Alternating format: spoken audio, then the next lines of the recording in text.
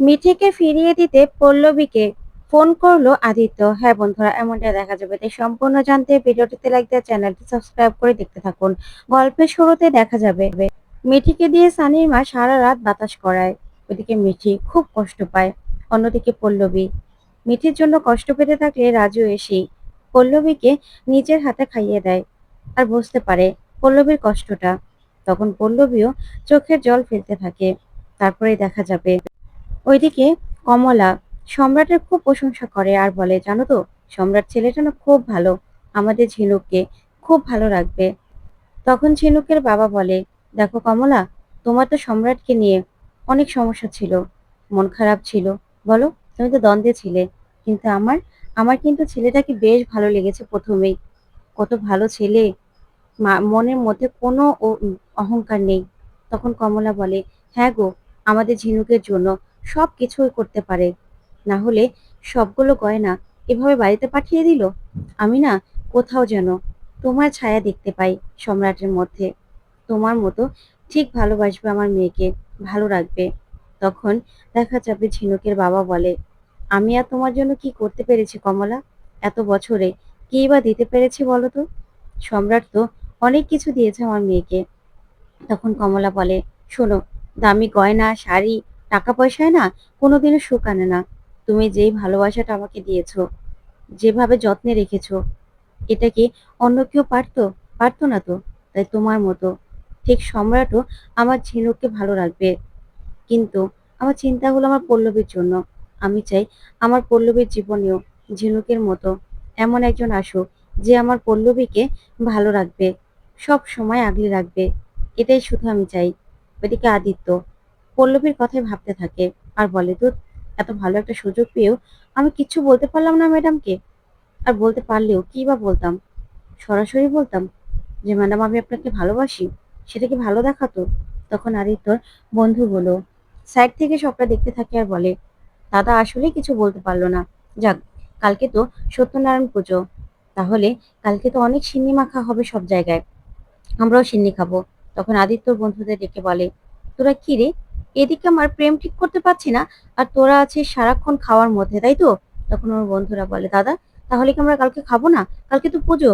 তখন আদিত্য বলে, হ্যাঁ অবশ্যই খাবো, কিন্তু সেটা যদি ম্যাডাম নিজের হাতে মাখে তাহলে খাবো। তখন ওর বন্ধুরা বলে, না হলে আমরা খাবো না। ঠিক তখনই আদিত্যর বৌদি চলে আসে আর সেই বলে, আদিত্য। তখন আদিত্য বলে, হ্যাঁ বৌদি বলো। তখন ওর বৌদি বলে, আচ্ছা তোমরা কি যেন বলছিলে, কি যেন শুনলাম, ম্যাডাম, তারপর সিন্নি। তখন আদিত্য কোনোভাবে কথাটাকে কাটিয়ে নেয়। তারপর বৌদি বলে, আচ্ছা ঠিক আছে, তোমাকে যে ছবি তুলতে বলেছিল, ওই যে ঘটকের কাছে পাঠাবে, তুমি ছবি তুলেছো?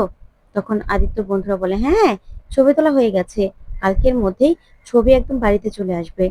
তখন আদিত্য বৌদি বলে, ঠিক আছে। তারপর আদিত্য বৌদি যায় আর ভাবে, না না, ওদের কথাগুলো না আমার বিশেষ বিশেষ হলো না। ওরা কি কিছু লুকোচ্ছে? ম্যাডাম, তারপরেই সিন্নি কি বলছিল? তাহলে কি আদিত্য অন্য কাউকে পছন্দ করে? আর তাকে যদি আদিত্য বিয়ে করে নিয়ে আসে, তাহলে তো আমার এই বাড়িতে আর কোনো মূল্যই থাকবে না। আমার আদিত্যর বউয়ের কথা উঠতে হবে আর বসতে হবে। না না, এটা আমি কিছুতেই হতে দিতে পারি না, কিছুতেই না। আমি কিছু একটা করবই, আটকাবই। এই বলে আদিত্য বৌদি সেখান থেকে চলে যায়। ওদিকে আদিত্য বলে, তোদের জন্য আর একটু হলে বৌদির কাছে ধরা পড়ে যেতাম। শোন, সাবধানে, সাবধানে কথাবার্তা বলতে হবে। এবার শুধুমাত্র দেখতে হবে আমি ম্যাডামের হাত থেকে সিন্নিটা কিভাবে খাওয়া যায়। বুঝতে পেরেছিস? অন্যদিকে দেখা যাবে পুজোর সব আয়োজন করা হচ্ছে কমলার বাড়িতে। সবাই মিলে খুব কাজ করছে। এদিকে বিনা সব রকম ভোগ রান্না করছে। তখন কমলা আসে দেখতে আর বলে, কি গো বড় বৌমা, কত দূর? তখন বিনা বলে, এই তো মা, পায়েসটা নামিয়ে খিচুড়িটা বসিয়ে দেব। তখন কমলা বলে, এই তো, সব কিছু তোমার হাতে বড় বৌমা। তখনই সেখানে পল্লবী আসে আর এসে বলে, মা, সিন্নিটা কিন্তু আমিই মাখবো। তখন বিনা বলে, হ্যাঁ তুমিই তো মাখবে, তুমি না মাখলে হয়? ২ বছর আগে আমি মেখেছিলাম, তখন তো পাড়ার লোকজন কেউ মুখে দিয়েই দেখলো না। তখন পল্লবী বলে, কি যে বলো না বৌদি? তখন বিনা বলে, হ্যাঁ, আর তোমার হাতের এই সিন্নি মাখানো ছাড়া না আমিও খেতে পারি না, জানো তো, আমারও না ভীষণ ভালো লাগে। তখন এই কথা শুনে খুশি হয়ে যায় পল্লবী। তারপর দেখা যাবে ঝিনুক পায়চারি করতে থাকে আর ফোন করতে থাকে। তখন পল্লবী বলে, কিরে ঝিনুক, কি হয়েছে? সম্রাটের সঙ্গে এত কিসের কথা তোর এখন? তখন ঝিনুক বলে, না রে দিদি, আমি তো সম্রাটকে ফোন করছি না, আমি ফোন করছি হলো রণকে। দেখ না, রণজয়ের কোনো খবরই পাচ্ছি না, ও আমার এঙ্গেজমেন্টেও আসলো না, তারপরেই সেদিনের পর থেকে আর না ওকে ফোনে পাচ্ছি, না আমার ফোন ধরছে, না আমার ফোন করছে, না ওর সঙ্গে দেখা হচ্ছে। তখন ঝিনুক বলে, ওকে না কিছুতেই আমি পাচ্ছি না দিদি, ওর জন্য আমার খুব খারাপ লাগছে। তখন পল্লবী বলে, তোর রণর জন্য খারাপ লাগছে? এটা যদি তোর বড় জানতে পারে তাহলে কি হবে বুঝতে পারছিস? তখন ঝিনুক বলে, দেখ, রণ তো আমার বন্ধু, আর আমি তো এমনিতেও ভেবেছিলাম যে সম্রাট আর রণর পরিচয় করিয়ে দেব, কিন্তু দেখ না, ওই রণটার কোনো খবরই নেই, ভালো লাগছে না। তারপরে বিনা বলে, হয়েছে হয়েছে, ওই যে সম্রাট চলে এলো। তখনই ঝিনুক রেডি হওয়ার জন্য দৌড়ে চলে যায়। এদিকে বিনার ছেলে এসে বলে, মা, আমি এটা খাই। তখন মিষ্টি খেতে থাকলে পল্লবী দেখে মনে মনে ভাবে, মিঠিরও তো মিষ্টি কত পছন্দ, কি জানি মেয়েটাকে আজকে খেতে দিয়েছে নাকি, নাকি ওরা অত্যাচার করছে মেয়েটাকে খালি পেটে রেখে, কে জানে। অন্যদিকে মিঠি দেখে যে টেবিলে অনেক রকমের খাবার রেখেছে।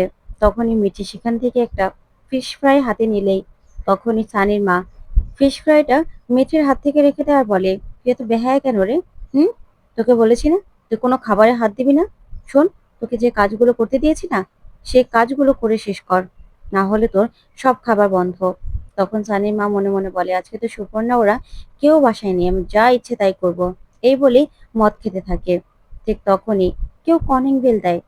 তখন সানির মা গিয়ে দরজাটা খুললেই কতগুলো পাড়ার ছেলে আসে আর এসে বলে, মাসিমা, চাঁদা চাইতে এসেছি পুজোর জন্য। তখন সানির মা বলে, চাঁদা? কিসের চাঁদা? তখন ছেলেগুলো বলে, সাগরদা তো প্রতি বছর দিত। তখন সানির মা বলে, শোনো, সাগর মারা গেছে, ও এখন আর এখানে নেই, তাই আমি যা বলবো তাই হবে। তারপর পাড়ার ছেলেগুলোর সঙ্গে কথা বলতে থাকলেই আস্তে আস্তে মিঠি বাড়ি থেকে বেরিয়ে যায়। তারপর পাড়ার ছেলেদেরকে বের করেই সানিমা দরজা লাগিয়ে নিজের একা একা মনের সুখে মদ খেতে থাকে। অন্যদিকে আদিত্য ওর বন্ধুদের নিয়ে পাঞ্জাবি পরে রাস্তায় দাঁড়িয়ে আছে পল্লবীর জন্য। তখন ওর বন্ধুরা বলে, দাদা, আজকে বৌদি আসবে না, আজকে পুজোর দিন, আজকে কি আসবে না গিয়ে? তখন আদিত্য বলে, চুপ কর তো তোরা, আমি এখানে ম্যাডামের জন্য অপেক্ষা করছি, আর তোরা এত কথা বলছিস কেন? চুপ করে থাক, কোনো কথা বলবি না। তখন আদিত্য খুব টেনশন করতে থাকে আর বলে, ম্যাডাম কি আজকে আসবে না? ম্যাডামের দেখা কি আমি পাবো না? কি জানি। ওইদিকে মিঠি আস্তে আস্তে ঘর থেকে বাড়ি থেকে বেরিয়ে আসে আর বলে, মাম্মাম, আজকে আমি তোমার কাছে আসবই, আমি তোমাকে ছাড়া থাকতে পারবো না, ওরা আমার উপর অনেক অত্যাচার করে। এই বলে মিঠি একা একা রাস্তা দিয়ে হাঁটতে থাকে। অন্যদিকে দেখা যাবে অনেকগুলো মিষ্টির প্যাকেট আসে কমলাদের বাড়িতে। তখন পল্লবীর বড়দা বলে, এত মিষ্টি, এত মিষ্টি কাদের? তখন কমলা বলে, আমি অর্ডার দিয়েছি রে, সম্রাট আসবে, আর তাছাড়া পাড়ার লোকজনও তো আসবে। সম্রাট ছেলেটার ভালো মন্দ কোনো আদর যত্ন তো করতে পারেনি, সেজন্য অর্ডার দিয়েছি। তখন টাকা দেওয়ার ভয়ে দুই ভাই সেখান থেকে পালিয়ে যায়। তারপরে কমলা টাকা দিয়ে দেয়। এদিকে পল্লবীর খুব মন খারাপ হতে থাকে মিঠির জন্য। তখন অন্যমনস্ক হয়ে সবজি কাটতে গেলে কমলা বলে, কি হলো, কি করছিস তুই বলতো? এভাবে সবজির দিকে না তাকিয়ে কাটা যায়? হাতটা তো কেটে যেত। তখন পল্লবী বলে, মা, মিঠির জন্য না আমার খুব খারাপ লাগছে, মনে হচ্ছে যে মিঠির আবার কিছু হলো না তো, মনটা না খুব কুটাচ্ছে জানো তো। তখন এই কথা শুনে পল্লবীর মা বলে, না না মা, মিঠি তোর বাড়ির লোকদের কাছে আছে, ও ঠিক ভালো থাকবে, তুই চিন্তা করিস না। অন্যদিকে যখনই দেখতে পায় সানির মা যে মিঠি বাড়িতে নেই, তখন সানিকে ফোন করে বলে আর বলে, বেটা, মিঠিকে তো খুঁজে পাচ্ছি না। তখন সানি তো অবাক হয়ে যায়। অন্যদিকে দেখা যাবে মিঠি হাঁটতে হাঁটতে যখনই গাড়ির নিচে পড়তে যায়, তখন আদিত্য মিঠিকে ধরে ফেলে আর মিঠির থেকে ফোন নাম্বার নিয়ে পল্লবীকে ফোন করে বলে, ম্যাডাম। তখন তো পল্লবী চমকে যায়। তো বন্ধুরা, কেমন লাগলো আজকের আপডেট কমেন্ট করে জানাও। ধন্যবাদ।